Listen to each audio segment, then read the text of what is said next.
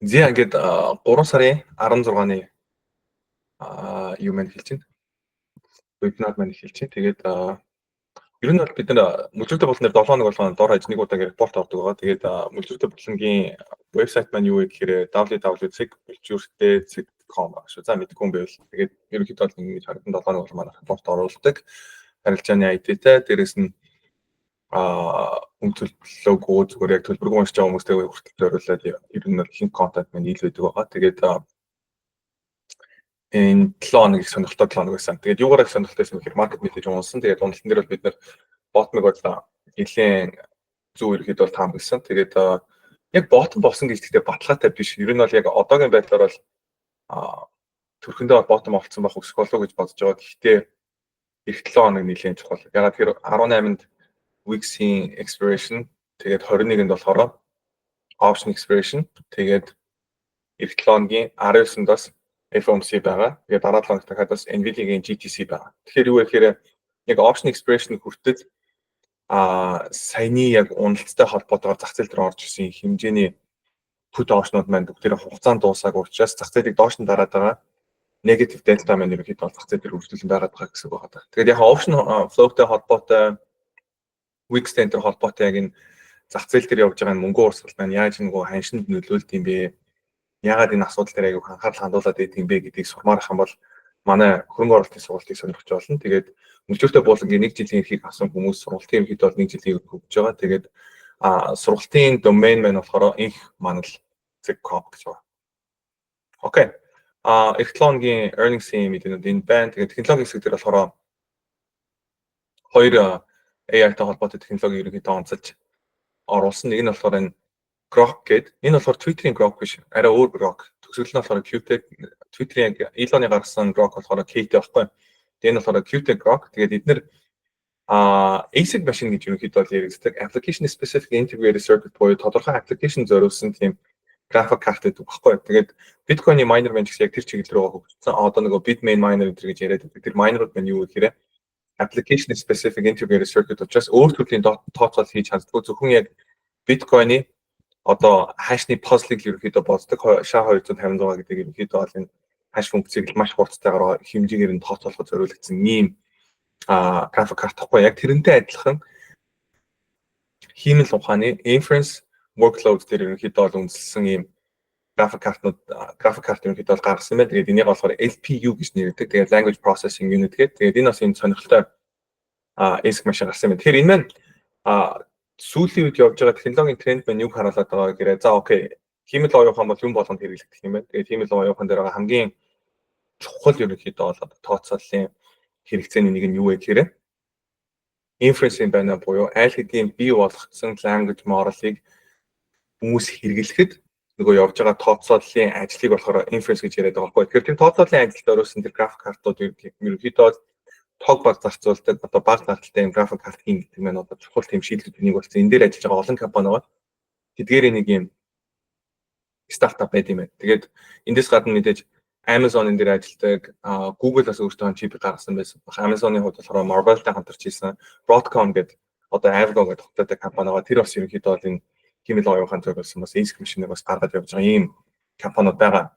За Alibaba-гаас сүүл гаргасан R1 Omni гэдэг энэ хүү AI модель нь юугаар айгуур буцаа гэсэн чинь хүний нүүрний экспрешнийг уншаад хүний сэтгэл зүй ямар байна одоо чинь ууртай байна уу эсвэл баяр хөөртэй байна уу гэдгийг хардаг ийм модель гаргаж байгаа. Тэгэхээр энэ маань технологийн бас дараагийн одоо тренд маань хаашаа явж байгааг харуулж байна гэсэн. Тэгэхээр ирээдүйд яах вэ гэхээр машин барьж байгаа жолооч чинь юу гэдэг юм.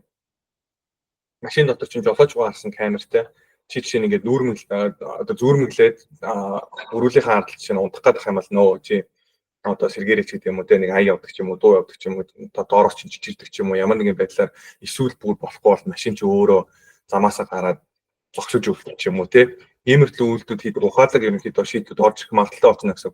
Тэгээд цаашлах юм бол угаасаа жолоочгүй машинууд байна аль хэдийн гараад эхэлсэн.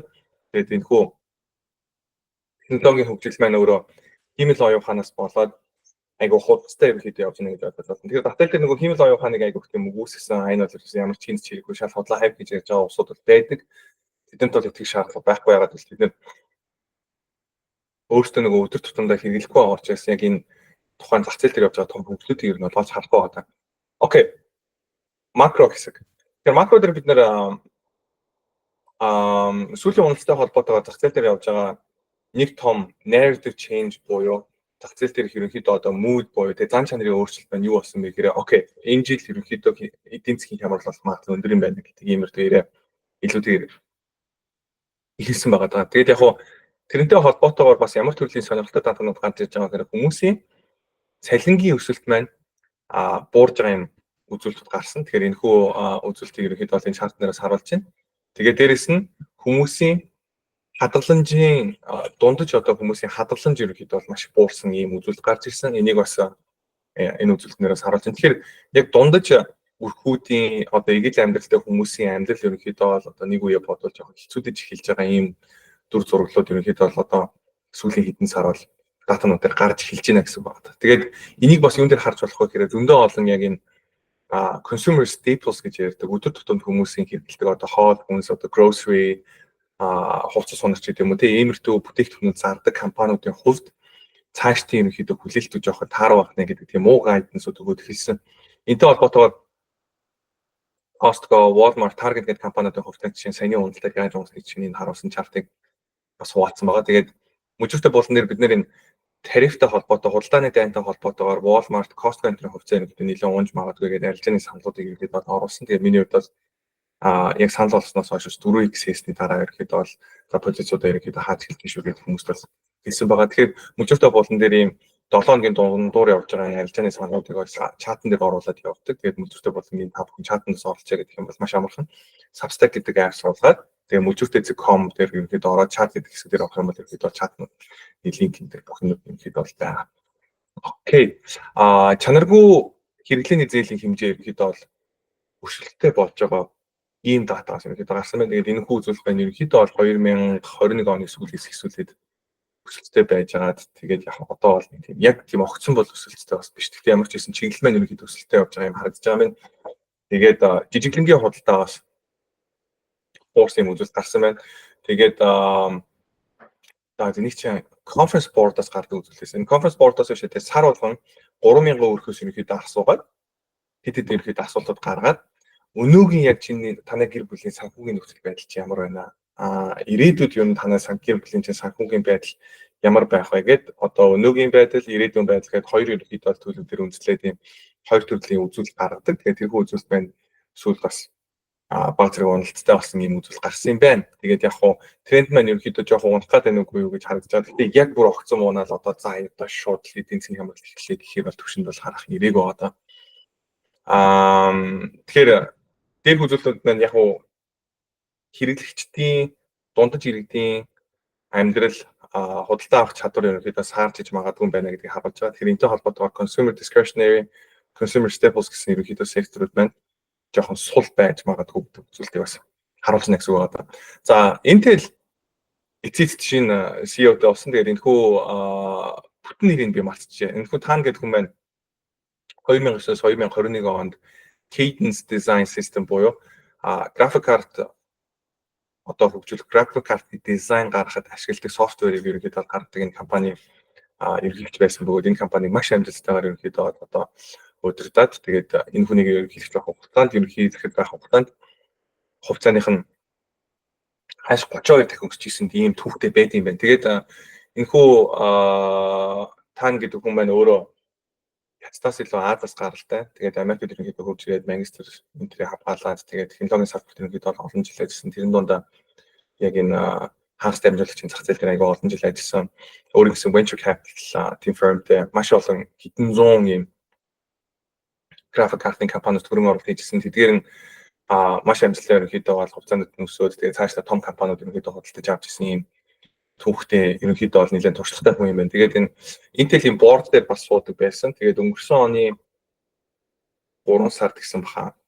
Board-оос ерөнхийдөө бол энэ компани ажиллаж байгаа стратеги болон ерөнхийдөө чиглэлтэй санал зөвлөлдсөд тэгээд ерөнхийдөө бол board-оос гарч исэн юм байна. Тэгээд энэ хүн маань одоо CEO болж байгаа. Тэгээд энийг юу нь бол зах зээл маань маш амжилттай одоо юу гэдэг өөрчлөлт амжилттай цаашийн эерэг өөрчлөлт гэж хүлээж аваад тэгээд ханш маань ерөнхийдөө бол өссөн. Тэгээд Intel дээр өргөжлөлт мөлжүүртэй болгоноос боломж болж харж байгаа. Ягаад гэхээр Трамп ерөнхийлөгч болсноор хагас дамжуулагчийн зах зээлийг ерөнхийдөө Америкт чухал юм стратегийн байр суурьтай салбар гэж үздэг. Тэгээд энэтэй холбоотойгоор Америк компаниг тодорхой энэ хагас дамжуулагчийн үйлдвэрлэлийн ерөнхийдөө салбар дээр тэргүүлэгч биш юм гэхэд ерөнхийдөө чухал байр суурийг эзлэх шаардлагатай гэж үздэг юм ерөнхийдөө учраас цааш дээр ерөнхийдөө төрийн дэмжлэг авах магадлал өндөртэй гэж бол үзэж байгаа.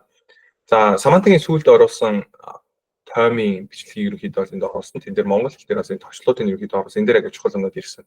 Тэгээд гол ярианы gist буюу чухал юм нь юу вэ гэхээр унах ерөнхийдөө цаашдаа үргэлжлэх боломжтой үргэлжлэх юм бол 5250-60 хүртэл ерөнхийдөө унах боломжтой S&P 500 дээр байсан гэсэн. Aspire ярих юм бол 8.5 525 хацаа 530 хацаа унах боломжтой гэсэн үг байхгүй. Тэгээд богино хугацаанд бол мэдээж зах зээл дээр бол үзүүлэлтүүд маань ерөнхийдөө oversold харагдаж байгаа боловч яг үндсэн зах зээлийн ерөнхийдөө унагцсан шалтгаан тэр макро ерөнхийдөө нөхцөл байдал бүгд ерөнхийдөө тэндээ байгаа. Тэгээд яг хүчтэй худалдаа авалтууд ерөнхийдөө орж ирэхгүй байна гэдэг талаар ерөнхийдөө ярьсан байгаа. Тэгээд яг яриаг нь бүтэн сонсох юм бол аягүй чухал юмнууд ярьж байгаа. Саманта Задогийн хувьд би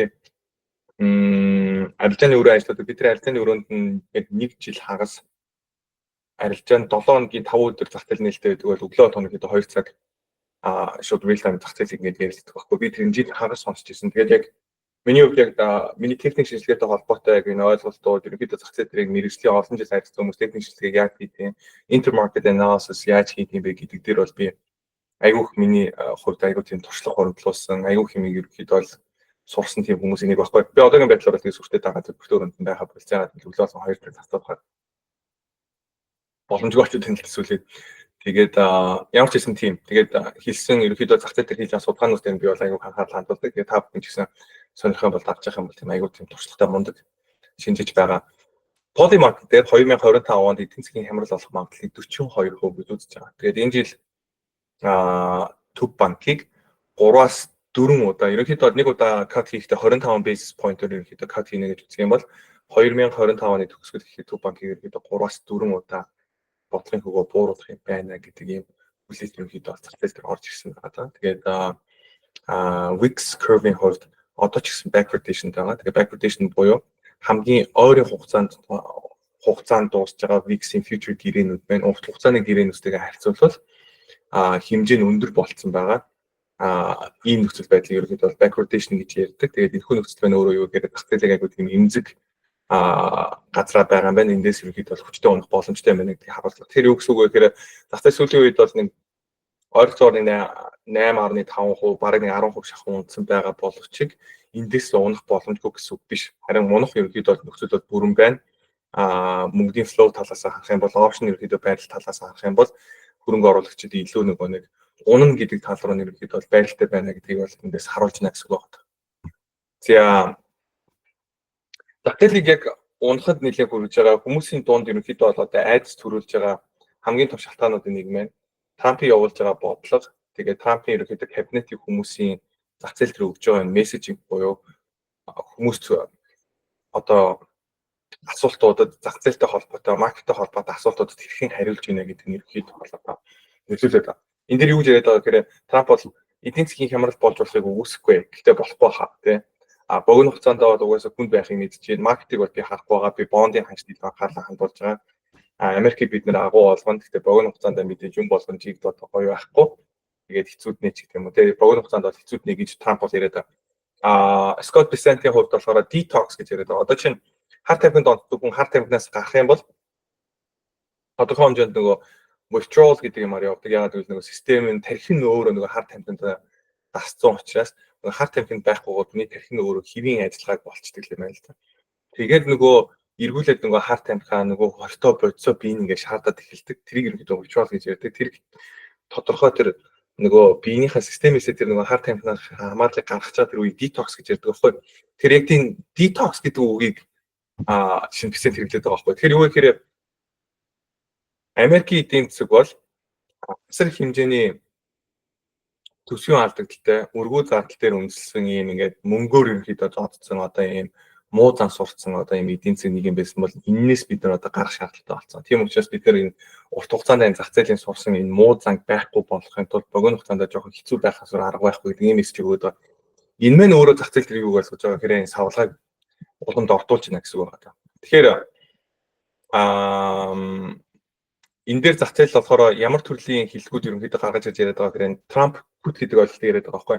1998 онд Long Term Capital Management гэдэг компани опшныг ерөнхийдөө үнэлгээ гаргадаг Black-Scholes гэдэг модельийг гаргасан мундаг Нобелийн шагналтай математикчид энэ төр хамтдаа бий болгосон on the run, off the run буюу бондмен гарч ирэхдээ тэгш тооны хугацаатай гардаг байхгүй 5 жил 10 жилийн хугацаатай энэ гэдэг. Тэнгүүт чинь нөгөө бонд чинь гараад чинь 10 жилийн хугацаатай бонд тэлдэ гараад зарагдаад 3 сар болоод 6 сар өнгөрчих юм бол тэр чинь нөгөө тэгш тоог болчих шүү дээ. 9 жил 6 сарын дараа тус бонд болчих байгаа байхгүй. Тийм бондыг off the run гэж яддаг байхгүй. Off the run болчихгод тухайн бондын зах зээл дээр борлуулалт эрэлт нь өөрөө буурчдаг. Ягаад гэвэл нөгөө жилийн жоохон жиг биш учраас хөрөнгө оруулагчдын тийм жиг биш тоотой бонд авахаар дургуул байдаг юм байна. Тэрнээс их бондын чанар нь юусэн нөлөөлөхгүй. Тэнгүүт тэр on the run, off the run хоёр бондын хооронд үнэлгээнд дээр нь жоохон тийм математик гаргалгаа талаасаа жоохон утгагүй тийм зөрөө гаргаад тэрэн дээр нь арбитраж хийх сонирхолтой тийм basis trade гэдэг юм хийж байгаа. Маш их хэмжээний өндөр leverage-тэйгээр маш их хэмжээний swap гэрээнүүд энэ төр хийгээд иймэрдүү хилцээрүүд авцсан тэрнээсээ болоод бүтэн зах зээлийг унгах боломжтой юм сонин позиц үүсгэсэн байсан баггүй энэ компани hedge fund. Тэгээд энэ hedge fund маань биднийг bailout хийгээд одоо манай бондуудыг худалдаж аваад бидний лөө мөнгө шахахгүй бол бид нар нийт ерөнхийдөө энэ одоо дэлхийн хөрөнгийн зах зээлийг унгахад хангалттай юм айгуу аюултай бид нар позиц үүсгэсэн байна гэд тэрнтэй холбоотойгоор тэрнээс айгаад Adam Greenspan-ы үед төв банкны бодлогын хөв бууруулж ирсэн баггүй. Тэр үдшээ тэ анх зах зээл дээр ямар төрлийн хиллэг орж ирсэн бэ гэхээр Fed put буюу хэрвээ зах зээл дээр санхүүгийн ертөнцид одоо санхүүгийн зах зээл дээр одоо гол механизмд нь хэвийн үйл ажиллагаанд нь аюул учруулах зүйл тохиолдох юм бол төв банк орж ирээд бодлого бууруулад ямар нэгэн байдлаар бодлогын нөлөөгөөр одоо интервенц хийх юм байна гэдэг ийм ойлголт ерөнхийдөө зах зээлд нэвтрүүлж оруулж ирсэн. Тэгээд энэ маань сүүлдээ газар аваад юу болсон бэ гэхээр 2008 оны эдийн хямралын талаар дараа төв банк маань mortgage backed securities буюу MBS гэдэг ерөнхийдөө бол энэ бондыг худалдаж аваад үйл хөдлөнгөөр баталгаажсан бонд гэхгүй үйл хөрөнгөөр баталгаажсан бондыг худалдаж аваад өөрийнхөө баланс шийдээр тавиад гисэн. Тэгээд тэрийг бол ерөнхийдөө одоо бид зах зээл тэрийг үздэг. QE гэж ярьдаг. Энийг ковид үеэр ч гэсэн хийсэн. Одоогийн байдлаар бол QE хийх байгаа. Тэгэхээр юу вэ гэхээр Fed буюу төв банк маань ганцхан инфляци ажилгүйдлийг таргет хийдэг юм байна буюу хоёр шиг мандаттай гэж яригддаг боловч цааталт нь яг нийтээрээ өөрсдөө шууд амаараа хүлээн зөвшөөрдгөө 3 дахь мандат байдаг нь тэр нь болохоор санхүүгийн доктортой байдал юм байна гэдэг ойлголт ерөнхийдөө зах зээл дээр орж ирсэн баггүй. Тэгэхээр яг тэрнтэй холбоотойгоор дараагийн нэг ойлголт маань зах зээл одоо юу гэж үздэг вэ гэхээр Trump put буюу Trump бол ерөнхийдөө эдийн засаг одоо цаашлаад stock market бол айгүй ээлтэй stock market-ийг айгүй тийм өсөх юм бол надаас болоод өслөө надаас болоод биткойн өслөө гэж ярих туфта тийм ерөнхийлөгч байхгүй. За тэнгүүд нөгөө тэрмээ ерөнхийлөгч маань хоёр дахь term дээр буюу хоёр дахь удаа ерөнхийлөгч болж орж ирэхдээ нөгөө зах зээлийг дэмжинэ гэж ярьдаг байсан хүн чинь үгүй бид нар бонд дээр анхаарал хандуулж байна. Өргөө зардыг бид нар бууруулна. Худалдааны данхийн fentanyl буюу хар тамхины урсгалыг Америк руу орж ирэх нь боловсон хууль бус цагаачдыг бүгдийг энэ одоо оруулж ирэх нь боловсаад гэр хэр хийснүүдийг хамгийн түрүүнд хөөж гаргаад ногоон картай байсан ч гэсэн еврей хүмүүсийг үзье яадаг юм янз бүрийн бослогонтой зохион байгуулсан бол ногоон картыг хурааж аваад бид нар депорт хийнэ гэдэг мессеж өгөөд энэ удаа шал ондоо болоод ирчихвэл зах зээл эндээс ерөнхийдөө айгаад эхэлж байна гэсэн үг байхгүй. За ганцхан тарифтай холбоотой зүйлээс болоод үнэхээр зах зээл унсан юм уу гэвэл миний бодлоор бол үгүй. Ягаад тэгэхээр зах зээл дээр байгаа яг энэ ерөнхий яг энэ мөнгөний байдал позициуд дээр ерөнхийдөө нэг том өөрчлөлт гараад ирсэн. Тэр маань юу вэ гэхээр зах зээл яг ямар ч ингэж муу макро мэдээ орж ирж исэн ч гэсэн эдийн засгийн хямрал болно гэдэг мэдээ орж ирж исэн ч гэсэн инфляцийн хүлээлт жоох өсч исэн ч гэсэн зах зээл маань ерөнхийдөө өсөд яваад байдаг ийм тохиолдол аяг байдаг. Тэр маань юутай холбоотой гэхээр нэг талаасаа weeks буюу зах зээлийн хүлээлтж байгаа савлгаа маань өөрөө бага байгаад их юм бол зах зээл уулаасаа доктортой байгаад ерөөсөн унах нөхцөл бий болтдоггүй. Ягаад тэгэхээр dealer gamma position дээр dealer-ийн gamma маань өөрөө асар их хэмжээгээр ерөнхийдөө эрэг буюу одоо positive gamma-тай болчих юм бол зах зээл дээр худалдаа авалт орж ирэхээр dealer зараад байдаг, заралт орж ирэнгүүт dealer худалдаж аваад байдаг буюу эсрэг төрлийн флоуд орж ирээд энэ нь эсрэгээр зах зээл дээр яаж нөлөөлдөг вэ гэхээр савлгаа буюу mix-ийг аюулж compress хийж та ингэж бууруулж базаад тэгээд тэр маань яг ингээд урт хугацаанд ерөнхийдөө бол том зургаараа нөлөө нь болохоор зах зээлийг ингээд аюул тийм системтэйгээр ингээд багаар ингээд шатлаад ерөнхийдөө бол одоо зах зээл өсөж байх нэг нөхцөлийг ерөнхийдөө бий болгодог байхгүй. Тэгээд dispersion trade энэ гэдэг иймэрхүү ерөнхийдөө ойлголтууд энэ дэр байгаа. Энийг бид нэр хөрөнгө оруулалтын сургуулийн дээр бид нар аюу онцолж ерөнхийдөө бол ярьдаг. Тэгээд хэрэв сонирхох юм бол хөрөнгө оруулалтын сургалтыг үзэж болно. Тэрээс нь ирээдүйд миний хийх сургалтынхаа бол тэрэнд бас ороод ерөнхийдөө сонсох боломжтой. Энд дээр одоо VIX яагаад өсгөр зах зээл унаад байгаа гэхээр VIX өсөх маань өөрөө эргүүлээд нэг option pricing дээр өөр нөлөөтэй байдаг. Одоо чинь VIX өсөх юм бол нарах the money put option-ы delta яаж өөрчлөгдөх вэ? In the money put option-ы чинь delta яаж өөрчлөгдөх вэ гэхлээр ийм option-тай холбоотой иймэрхүү ойлголтууд маань эргүүлээд бидний нөгөө зах зээлийн хөдөлгөөн дээр энэ хөрөнгө оруулагчдын hedge хийж байгаа flow-уд буюу hedge хийгээд нөгөө уналтаас хамгаалаад өөрсдөө хамгаалах гэж худалдаж авч байгаа позициуд маань эргүүлээд нийт зах зээл дээр яаж нөлөөлдөг вэ гэдгийг ерөнхийдөө бид нар сургалтнаараа суралцдаг байгаа. Тэгээ энэтэй холбоотойгоор би юу ярих гэдэг вэ гэхээр зах зээл дээр VIX-ийг ерөнхийдөө доош нь болгоод бууруулад савлгыг бууруулж хүчээр ингэж ерөнхийдөө бариад идэг тэр мөнгөний урсгал маань өөрөө ямар төрлийн урсгал байдаг вэ гэхээр урт хугацаатай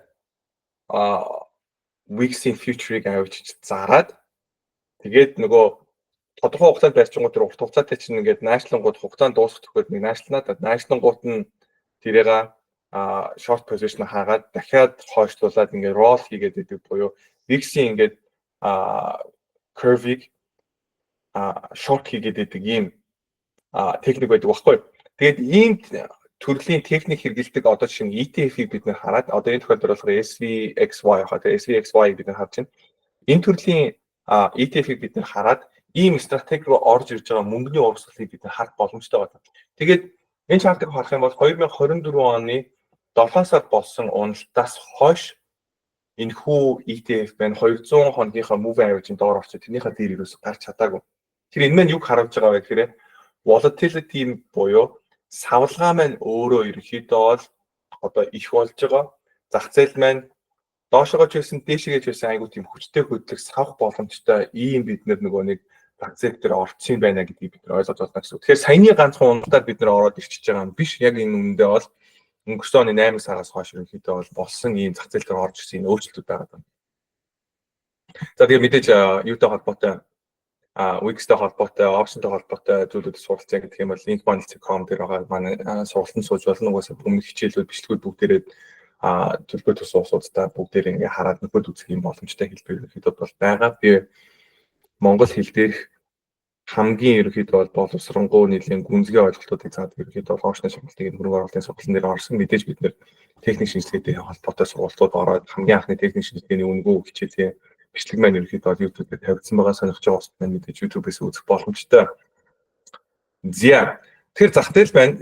Гол хийх гээд байгаа дүгнэлт маань юу вэ гэхээр хизээ тэгвэл энэ савлгаанууд ерөнхийдөө их савлаад байгаа энэ маань ерөнхийдөө намжихын хизээ хүмүүсийн энэ нөгөө айдас намжихын хизээ магадгүй зах зээл айгуу тийм зөрөгтэй өсөж эхлэх юм бэ гэдэг асуултанд би юу гэж хариулах гээд байна гэхээр Төв банк юм уу Трампын зүгээс яг зах зээлийг биш үү дэмжнэ гэдгийг нэгт айгуу хүчтэй илэрхийлээд дэмжих бодлого явуулж хэлэх юм бол хүмүүс тайшин. Одоогийн байдлаар энэ хоёрын айл нөхцөл биелээгүү.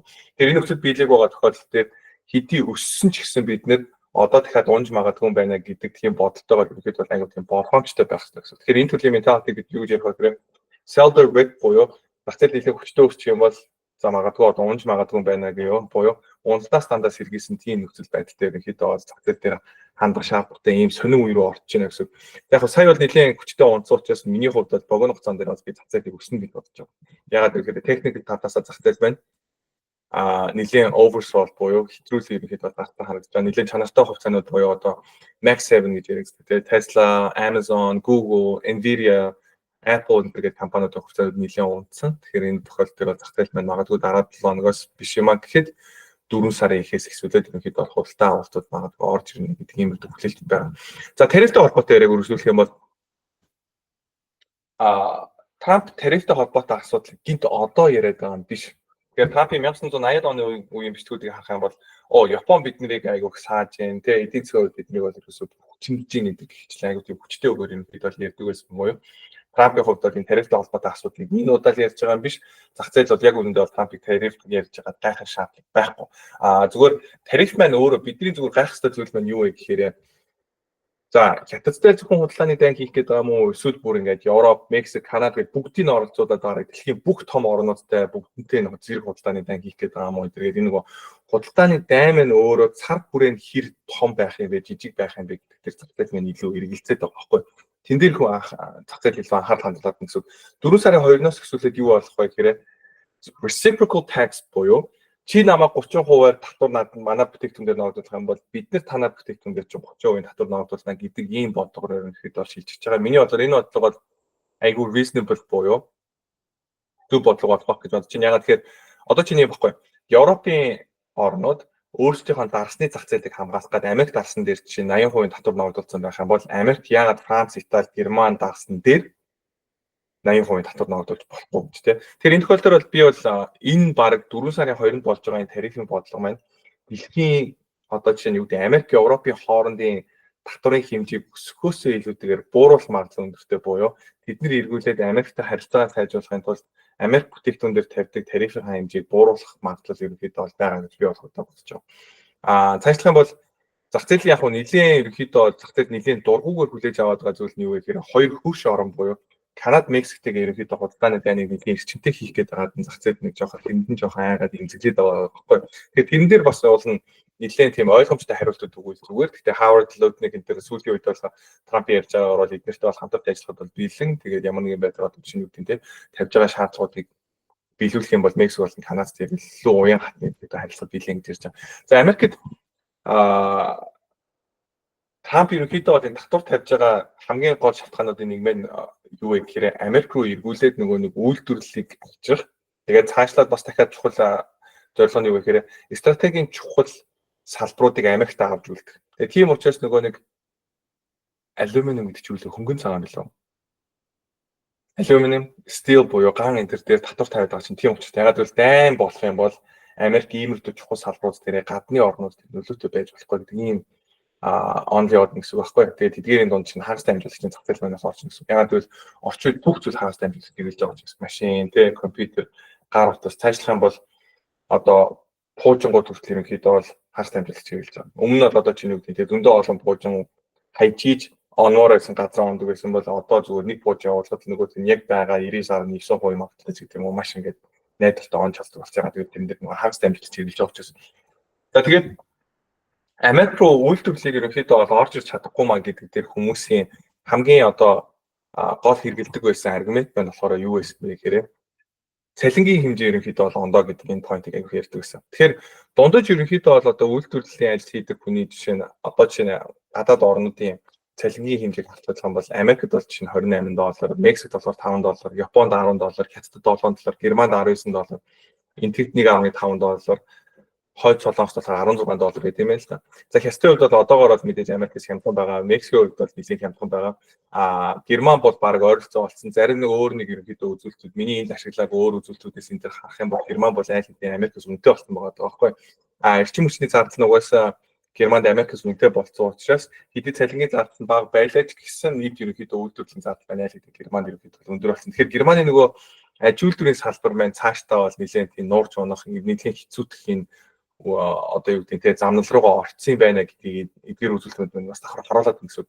За цаашлаад Хятад, Япон, Солонгос энэ төр бол үргэлжлүүлэн Америкээс биш үү те. Баг цалинтай байх боломжгүй болж байгаа. Ягаад гэвэл хүн амын ерөнхийдөө өсөлтийн хэмжээ буюу одоо тэрийг ерөнхийдөө бол хамгийн чухал хэмждэг үзүүлэлт нь юу гэхээр хосууд маань дунджаар хэдэн хүүхэдтэй болж байна гэдгийг хардаг байхгүй. Тэгэхээр нэг хосоос дунджаар 2.1 хүүхэд буюу одоо өөрөөр ярих юм бол 10 хос болгоноос дунджаар бол нэг 21 хүүхэд төрж ийж хүн ам маань хэвэндээ байт юм байна л да. Одоо чинь 100 сая хүнтэй орон бол 10 хос болгон 21 хүүхэд төрүүлээд байх юм бол 100 сая хэвээрээ байна гэсэн үг байхгүй. Гэтэл энэ хүү fertility rate буюу төрөлтийн одоо юу гэх дундаж төрөлтийн хүү хэмжээ маань өөрөө дэлхийн орнууд дээр аюу хүчтэй унтсан. Тэгээд Солонгостод бүр хамгийн экстрим дээр очсон 0.7 болсон. Тэр энэ янзаар бол хэдхэн жилийн дараа 30-40 жилийн дараа Солонгостод юу вэ гэхээр population collapse буюу хүн амын ерөнхийдөө бол одоо тийм аюу хүчтэй тийм цөөрөл болох гэдэг нэг зүйл баггүй. Хятадд бас маш бага үзүүлэлттэй 1 байгаа. Японд бол 1.2 байгаа. Германд бас бага 1.4 байгаа. Америк арай дээр 1.6. Мексик болохоор бас боломжийн 1.9. Тэгээд энтхэг бол нэлийн боломжийн 2 байгаа. Тэгэхээр Америкээс илүү сайн ерөнхийдөө хүн амын өсөлттэй байгаа орнууд нь юу байгаа гэхээр энтхэг Мексик байна гэсэн. Тэгэхээр цаашдаа бол энтхэг Мексик хоёрт хөдөлмөрийн зардал буюу хүмүүсийн дундад цалингийн хэмжээ бол Америктэй харьцуулахад үргэлжлүүлэн маш хямд байх нь бол харагдаж байна гэсэн. Тэгэхээр үйлдвэрлэлийн хувьд одоо чинь юу гэдэг стратегийн чухал биш секторуудын үйлдвэрлэлийг бол үргэлжлүүлэн эдгээр орнууд дээр Америкийн хувьд хийгээд Мексик болон эдгээр зэрэг орнууд дээр ихэд бол харилцаа сайтай байх нь магадгүй чинь геополитик талаас ашигтай зүйл байж магадгүй. Мексиктэй бол тэр тусмаа нөгөө хөрш орон учраас цаашдаа сайн холбоотой байх нь аюул чухал юм байна. Тэнгүүд ганцхан цалин төрөлтөөс үл хамааран Америкт байсан ерөнхийдөө цаашдаа яг энэ үйлдвэрлэл эргэж ирэх боломжтой болгож байгаа хамгийн чухал технологийн шийдлийг ерөөсөө бий гэж үздэг байгаа юм. Ерөөсөө энэ робот юм байна. Яг л роботтой холбоотой одоо технологийн хөгжил шийдэл маань хуучин бол одоо юу гэдэг sci-fi кино минон дээр харагддаг байсан бол одоо бид нэр хүн төрөлхтний түүхэнд анх удаага үнэхээр бодитойгоор бидний амьдралд орж ирэхэд нэвтрээд ойр зүрийн ажлуудыг хийх боломжтой болох юм байна. Одоо гэрээ ажлуудыг юм хувц эндүүд нь хувц угаан хоол хүнсийг хөргөчөнд хийн хүүхдийг чи хаарна машин байрна дугуй уунаа нэмтэргээд энэ бүх үйлдэлүүдийг айл хэд роботууд маань хийх боломжтой болоод ирэх гэсэн үг байна. Тэр энэтэй холбоотойгоор хиймэл оюун ухаантай холбоотойгоор эдийн засаг дээр маш их хэмжээний тийм productivity boost буюу одоо бүтээмж маш өсөх юм байна гэдэг энэ хэд хаамгийг нөгөө ARK Invest-ийг хүүхэн гаргаад байдаг шүү дээ. Тэгэхээр тэрнтэй бол би тодорхой хэмжээний санал нэгдэж байна гэсэн үг байна. Тэгэхээр роботын ирэн үе яхаар хоёр хэлж байгаа юм байна. Роботыг үнэхээр энэ боломжтой болгож байгаа технологийн шийдлүүд ерөнхийдөө гарч байгаа юм байна гэдгийг бол ерөнхийдөө бол ярилцсан. Тэгээд төлбөртэй секшн дээр мөнгөтэй болон төлбөртэй онцлог уусууд байна. Нөгөө ажилтны ID хэсэг дээр өнөөдөр санал болгож байгаа 3 ширхэг хувьцааг уншиж болно. Тэгээд тэрэн дээр бид нэр роботтой холбоотой технологи дээр ажиллаж байгаа компаниуд тэгээд ерөнхийдөө бол хамгийн гол энэ инновацууд маань юу байгаа. Тэгээд ямар 3 хувьцааг бид санал болгож байгаа юм бэ гэдэг тэр бол миний хувьд бол санал оруулсан байгаа. Тэгээд мэдээж батарей, хиймэл оюун ухаан, тэгээд мэдээж төхөөрөмж гэх зэрэг энэ маш олон технологиуд маань айгүй хурдтай хөгжсөн дээр үндэслээд эдгээрүүдийг бүгдээрийг нийлүүлээд дундаас нь одоо энэ үнэхээр хүмүүсийн өдөр тутамдаа хийдэг ажлуудыг хийх боломжтой humanoid robot буюу хүн төрхтний роботыг бид хийх боломжтой болж байгаа юм байна. Тэгээд Tesla-гийн Optimus гэх робот гэхэд 2026 оноос жишээ борлуулалт нь гарна гэдэг жагаа. Тэгээд аль хэдийн борлуулалтанд робот гаргаад эхэлсэн кастинг компаниудаас байт юм байна. Figure гэдэг компани чинь 2025 оноос робот жишээ ашиглалтанд оруулах гэх мэт иймэрхүү ярианууд бас байт юм байна. Тэгээд буцаад Трамптай холбоотой, тарифтай холбоотой, зах зээлийн үндэстэй холбоотой асуудлыг харах юм бол зах зээлийн савлгааг Трампын анх ерөнхийлөгч байсан үе, одоо ерөнхийлөгч болж байгаа үетэй чарт дээр харьцуулах юм бол аюу төстэй байна. Тэгэхээр нөгөө зах зээл дээр яриад байгаа зөвхөн энэ тарифтай холбоотой асуудлаас одоо зах зээл унжина гэж ярьж байгаа маань бас нэг талаас өрөөсгөл байгаа байхгүй. Тэгэхээр миний бодлоор зах зээлийн хамгийн гол хүсэж байгаа зүйл нь тариф гэхээсээ илүүтэйгээр Трамп болон төв банк зүгээр цаашдаа зах зээлийг бидэд дэмжний ханшиг одоо унахгүйгээр санхүүгийн тогтвортой байдлаар бид нэр анхаарал хандуулж байна гэдэг мессеж өгөө. Тэрнтэй холбоотой ажил хийхийг зах зээл илүүтэйгээр хүлээж байгаа. Тэрнээс биш одоо чинь худалдааны дан хийхэ боллоо гэж хэлэхдээ бол биш юм шиг бас надад санагдаад байна. За яг Дэвид Вугийн жишээ нь анализаас би дээр энэ юун дээр энэ удаагийн репортоос бичсэн байгаа.